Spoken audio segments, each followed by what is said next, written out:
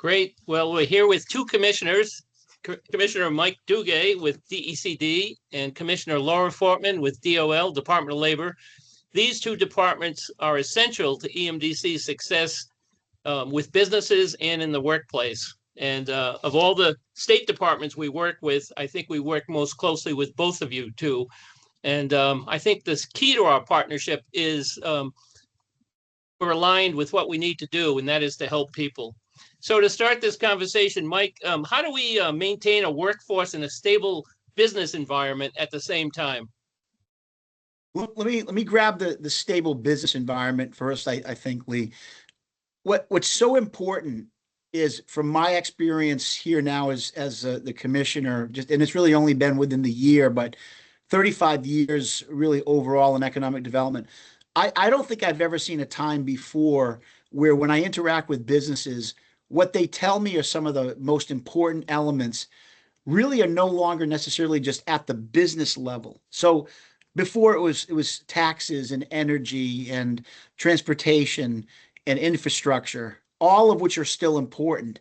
But what I'm hearing now, though, are really the individual issues as it relates to the workforce. So when I ask businesses what they're struggling with or what their challenges are, they're immediately putting it in a very different context than in the past.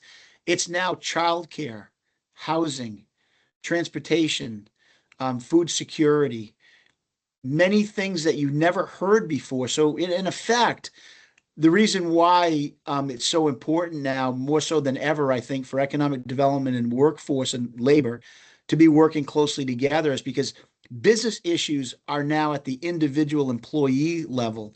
Because I've been doing this for quite a long time, and I've really only heard in the last few years how much more important the individual issues are based on the employee. So these are very employee specific, right? Healthcare and childcare and transportation and housing, but also mental health. I'm hearing that way more now than I'd ever would have. And we realize that we're only just a few years outside of the pandemic. Many individuals were hit pretty hard. I myself lost my father to COVID. So this had a real impact as it relates to who we are and what we do every day. So it's so interesting. I would have said, coming back to this job, that economic development would have been, in a sense, the same as it always has been. Way more important now that we focus in on individuals. Yes. And Laura, given that, how do we maintain a solid workforce? Well, I think Mike laid out a really nice framework. This is the first time that I've seen businesses so willing to think about, what do they need to do? What's a partnership?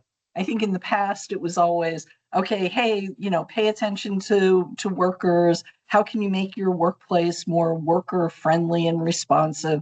Whether that's providing, some sort of career ladders and opportunities, or, as Mike said, childcare, transportation. But it was always us or it felt like we're knocking on the door saying, please pay attention to this. And now it really feels like a partnership. We have employers coming to us and saying, what can we do to better capture the talent that's out there so that we can thrive? So they really see it as a two-way street. And in particular, one group of people with disabilities, Mike referenced the pandemic. One of the groups of people who their needs were recognized, not so much as it's an accommodation, we have to do this, but rather remote work. We could have, if we're having remote work, some of our folks that traveling back and forth was more challenging, perhaps because of a disability, are now all of a sudden, that's not seen as a barrier anymore. And this is a talent pool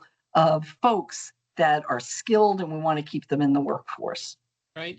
And the creation of the Office of Opioid Addiction and the Office of Innovation were two ways to kind of address how do we get everybody into the workforce. Mike mentioned the supporting infrastructure with housing, transportation, and childcare. Laura, over the years, has that stayed at the high level, or is it shifting at all? Yeah, it has been up there right on top. I think what's been different this time, though, Lee, is you see more businesses who are saying, okay, what can we be doing around childcare? How can we be supporting creating opportunities in the community, partnering with childcare centers. I think one of the things, although Mike mentioned mental health, years ago, healthcare was a top thing for employees. That has not been as much of a barrier, but with what's happening with Medicaid and some other things, I think my concern is we're going to see access to healthcare as being a real issue for folks again. Yeah, it started. And Mike, you mentioned housing. What about workforce housing and business community rallying to create that? Yeah, couple of things really going, I think, on the front here in Maine. Interestingly enough, I was just with the governor up your way, in fact, in Orono, on an affordable housing project that we had all just completed along with a nonprofit, extending those tax credit, that affordable housing tax credit, critical. It's very difficult to find what I would say is flexible financing in the housing world now, especially with the rates effectively coming out of conventional banking being a little bit high, along with a combination of really expensive raw materials now as well, much in fact probably created a little bit by the tariff situation. And before that settles out, the issue is going to be, where do you find affordable housing opportunities? So I think based on that, Lee, a couple of things going on. One is maintaining and extending out that affordable housing tax credit, just as an example. Hopefully that gets extended out a few more years. That's in front of the legislature right now. But also like new markets tax credits, another program that we brought online last year. If you put it in the capital stack, right, many of these pieces are really, really important. And I think continuing that as part of the overall plan is going to be really important, I think, to the state of Maine. The next part that I would really address, though, as well, is we just recently got done a housing study. It's called the Innovation Housing Production Task Force. And we're looking at ways at the state level to reduce barriers. And we're asking our municipal partners to do the same. I funny enough, find my way to this job. I was also at the municipal level. I oversaw code and enforcement and development for about 13 years. And I saw the creep of well-intentioned rules just stacking on top of each other and making it very, very difficult to do developments in a lot of communities. Whether that wasn't the intention, of course, but what ended up happening as a result is we've created this really expensive hierarchy of land use zoning ordinances and such at the local level. Combine that with a multiplication of licensing requirements at the state level, like on prefabricated panels or prefabricated dwellings, double taxation, the requirement for double monitoring. And it got to be so expensive that every home being built in Maine is really, in effect, a custom home. And it sounds kind of foolish, but really, when you get right down to it, one municipality right next door to another on an imaginary line, there's almost two separate rules and two separate approaches. So I think we have to look at it in a much larger level, I would say, Lee, is that at the state, though, we gotta walk the talk and make sure that we're not creating those barriers, but hopefully the communities can reach up as well with us and try to streamline a lot of these processes to create what I would say is a much easier way to bring affordable housing back to Maine. So I guess in effect, as a recap, reduce as many barriers for time and cost as absolutely that we can, as well as making sure that housing developers know that there's a beginning, a middle, and an end to the process. Good. They just can't get stuck in sort of this endless zoning review and public comment period. Yeah, And well, the if I legislature has touched on that, and I think making that a priority for the last year of the Mills administration is a great way to do this. Laura, what about housing and jobs? that's exactly where I wanted to jump in there, is like one of the other things you also have to do is look at the workforce. And one of the things that the governor has also done this week is Women in Construction Week. 2 years ago, the governor issued an executive order to try to encourage more women to go into construction, because once you get the permitting taken care of, you actually have to build those homes.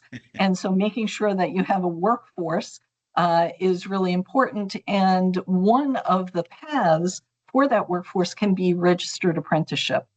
And Mike, you and I have talked about, those, they're not called modular homes anymore, but you're building homes inside. And we've just created a registered apprenticeship program to perform that kind of work as well. So registered apprenticeship is actually is a foundational strategy for workforce development in getting that workforce that you need and making sure that it's open to everyone who's interested in that opportunity. And with that, Mike, the creation of hubs of excellence with the university research, and what's on the horizon for that?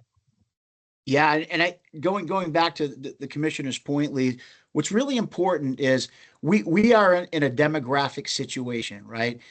I can't recall exactly the number, but the state economist says that we're between 12 and 13% less 18-year-olds than in the cohort years prior to that. So if you just think about this, we just have less people coming up through into that workforce, at least right now, in a little bit of a demographic dip. The hard part there is that I think our housing developers, on average, only create 1.5 homes per season. And Maine has a short season. So when you think about there's less people doing this, right? There's just less of them available. And then our season is so short and their production is so much less that we have to get our own people understanding that the opportunities for construction may be inside.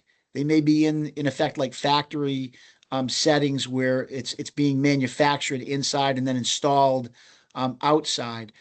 It's been a cultural shift because most people, I grew up in a household, my dad was a contractor. I was framing homes on the weekend. I get this type of work.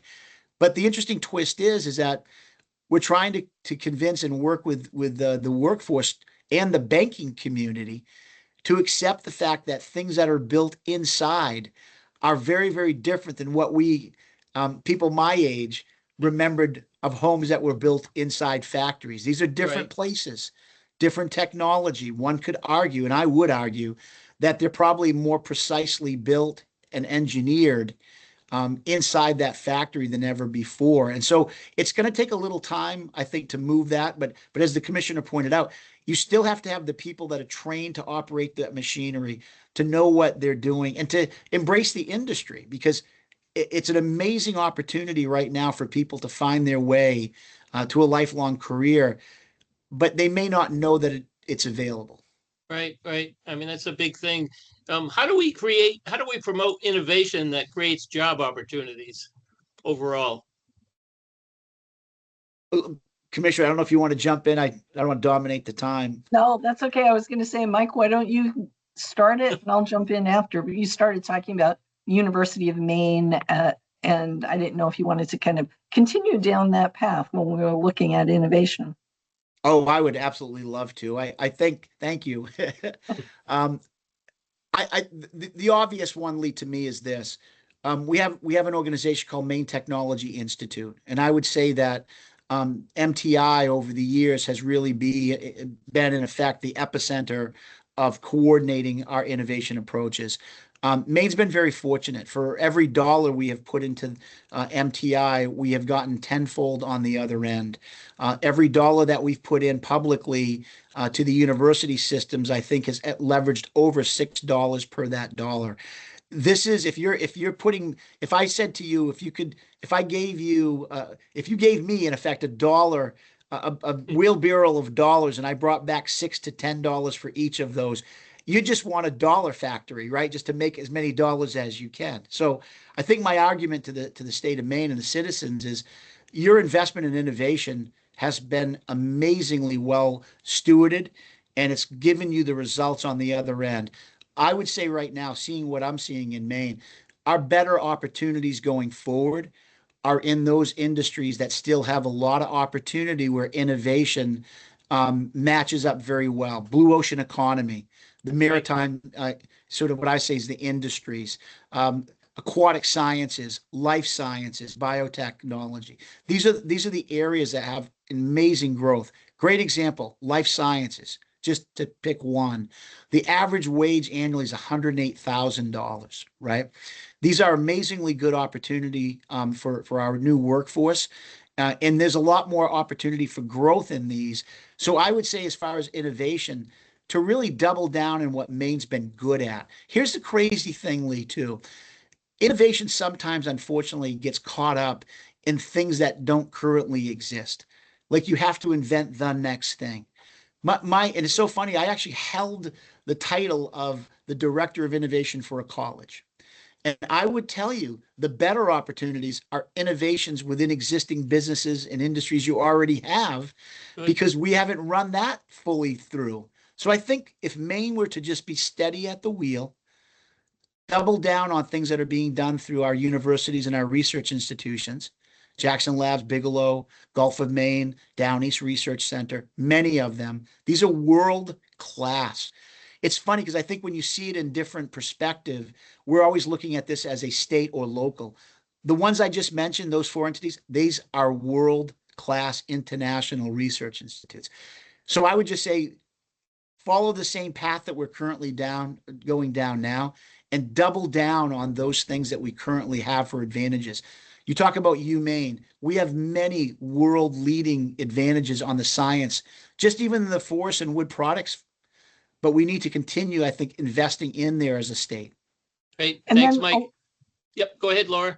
and then along those lines is that our responsibility in workforce is to make sure that all of our workforce strategies are in alignment with these opportunities so that everyone in our state knows what those possibilities are and that they can achieve their aspirations and as well as support the goals of the state. And so we've been working very, very hard to come into alignment. We think that workforce development and economic development have to go work hand in hand together, and that's part of our responsibility.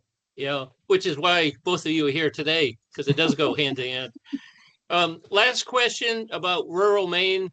It gets forgotten sometimes. All you Augusta people say no, it doesn't. But here we are. So, Laura, what are the challenges for workforce connecting people to training and to jobs? Well, I think that's why we partner with people like you, Lee, so that you can help us do that.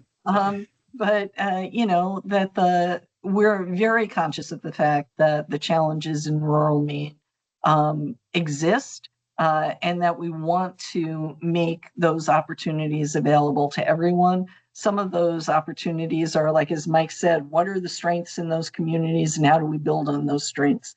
When we look at challenges, things like transportation, we're always trying to figure out if there's more creative ways that we can help people get to the jobs that do exist. And also we're leaning in hard on, remote work. And I mean, Mike, you know more about this than I do, but all of the work that's been done around broadband to make sure that, it doesn't matter if you're in Eastport or Portland, that you should be able to have access to the world. Mike talked about being, world leaders. We're trying to make sure that we're connected across the state so that people have opportunities no matter where they live.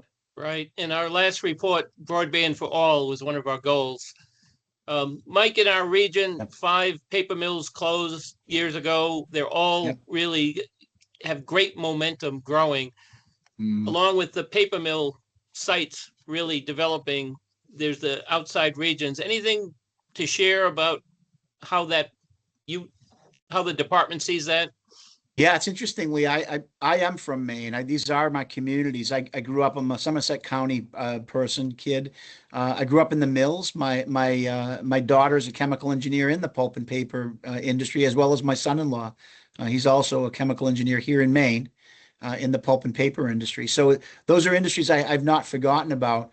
I do realize that they're mature, and they may not be necessarily creating the level of jobs that they did in the 70s and 80s when I grew up.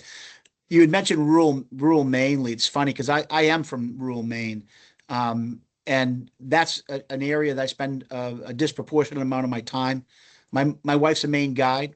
We have a place. We have a home in Kingfield, so we love to consider Franklin County as much as our residents as any.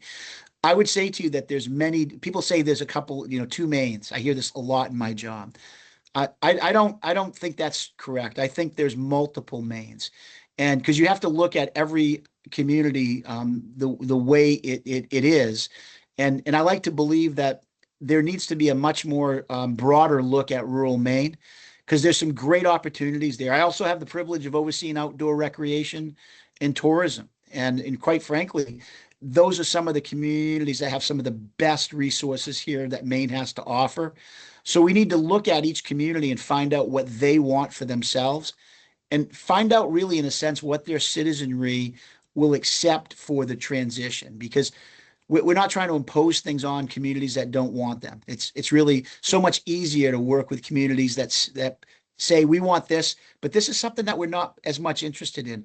And that's as good a place to start as any, Lee, because I do think that there's multiple solutions around the rural Maine question. Because I would just say of the things I talked about, right? Forest products, the blue economy, but more importantly, probably life sciences and other things are as much seacoast and rural Maine as any of the industries that we mentioned. So there's great opportunity there, but I think a lot of it, Lee, is the community has the community identified what it's willing to accept for industry that wants to be in their communities. And that's really important because the last thing we want to do is work with a business or an industry thinking that this community, the host community, might be interested, finding out months and months later that they really weren't. So I think it's important to get our communities on the front end to indicate what they want. Because I really think, honestly, I've seen Maine for many years in sort of the rural element. The communities that are doing really well in the rural areas have identified where they have a competitive advantage and they've made the transition. The other side of that, Lee, is that the rural communities that have not seen the need for a transition, nor have they readied themselves, unfortunately, are not doing well. So that's where I think Right. the challenge is at hand. Good. Well, I just want to say both of you guys in your jobs, not only individually, but together have really made a difference. And I think prosperity is a real thing for people in Maine because of what you do, Laura, with the workers and Mike with the businesses. So with that, I want to close with just talking about who we are as a people. And Yeah. a good example of that is Frances Perkins, who's going to be going into the Women's Hall of Fame. And she's going to be inducted by Commissioner Laura Fortman, our great. longest serving Maine labor commissioner. Yeah. Laura, what have you learned from Frances Perkins in her career and how she applied her passion to make progress and to make things happen? I mean, one of my favorite, and Lee, we'll have the fight over whether or not I'm the longest serving in different No, times. I've already decided you are. It's But I think for me, there's a quote from Frances Perkins, and I hope I get it right, but it's basically the people are what matter to government, and a government should aim to give all of the people under its jurisdiction the best possible life. And I think that's what, I mean, Mike tries to do, what I try to do, what all of us in the Mills administration try to do every single day. So. Well, you really do. That's wonderful. That's a great way to end. And I just want to thank both of you. And we'll invite you to the third session so you can see what impact you made, not only in this, but every day. So thank you to both. It's a pleasure. Thank you. Thank you.